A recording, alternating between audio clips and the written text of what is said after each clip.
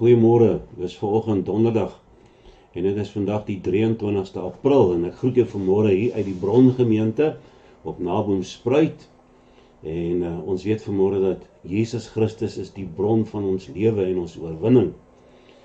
Praat met jou vanmôre oor 'n gedeelte in Klaagliedere hoofstuk 3 vers 21 tot 29 en die gedagte wat daar uitgebring word is dat God getrou bly.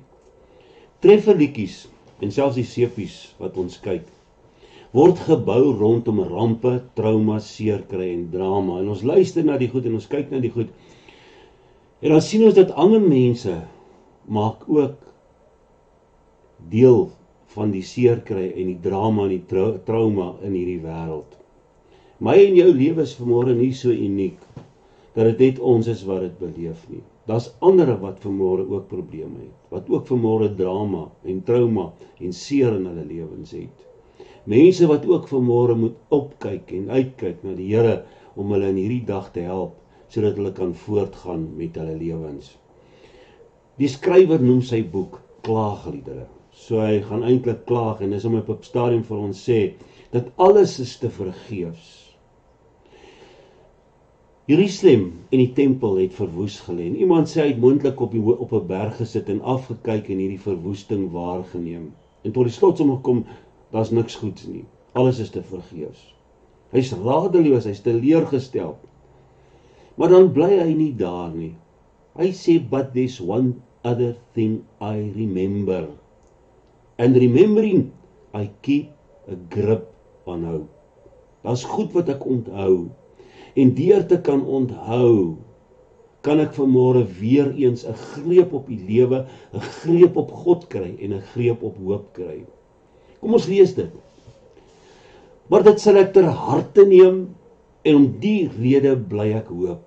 Deur die liefde van die Here het ons nie vergaan nie. Daar is geen einde aan sy ontferming nie. Dis elke môre nuut. Want U trou is groot. Great is thy faithfulness. En ek sê vir myself, die Here is my lewe. Daarom hoop ek op hom. Die Here is goed vir wie op hom bly hoop, vir die mense wat na sy wil vra. Dit is goed om geduldig te wag op die hulp van die Here. Dit is goed vir 'n mens om sy las in sy jeug te dra. Laat hy in sy eensaamheid geduldig bly as God hom die las opgelê het. Kom ons lees dit in die Message. There's one thing I remember. And remembering, I keep a grip on hope.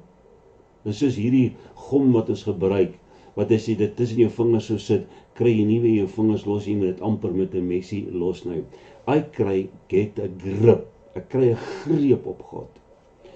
God's loyal love couldn't have run out. His merciful love couldn't have dried up. Nou, interessant, in ons Afrikaanse vertalings praat hy nie van die loyale liefde van God nie.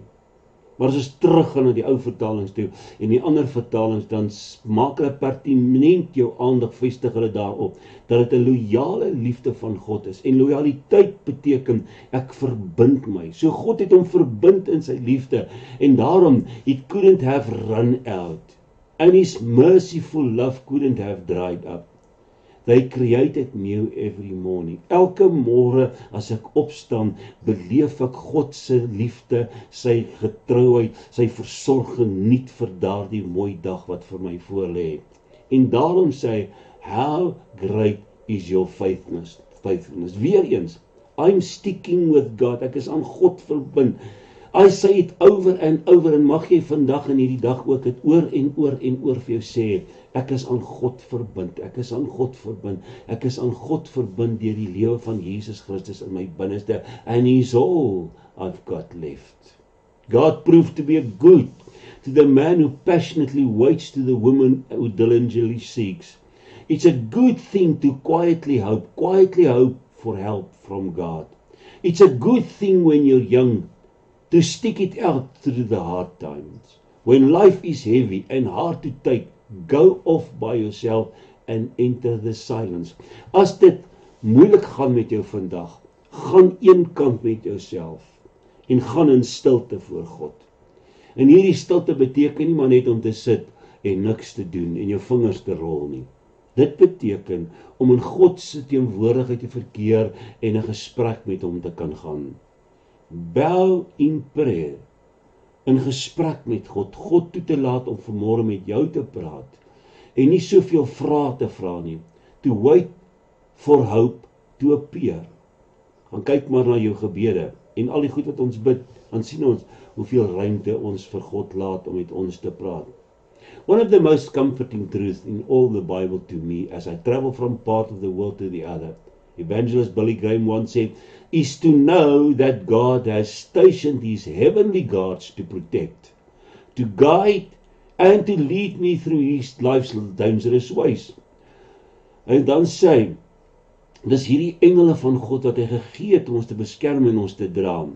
I cannot see these beings with my physical eyes, but I sense they are present every day. Daarom kan ek en jy vanmôre eerstens belangrike ding doen en is om te begin om te onthou. Ek hou daarvan om 'n pen op te neem en te skryf, want daar's 'n verbinding iewers tussen wat jy skryf en wat jou brein opneem deur jou oë, wat daardie goed vestig. Dit roep herinneringe op. So gaan sit as jy kans jy deur die dag, gaan sit en skryf oor jou verlede.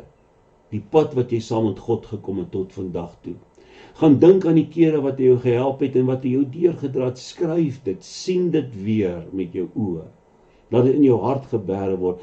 Begin om te onthou, want deur te begin om te onthou, dis hoekom ons die Bybel het, dat ons kan sien die groot dade van God, ook in die lewens van ander, wat hy ook vandag in jou lewe kan doen.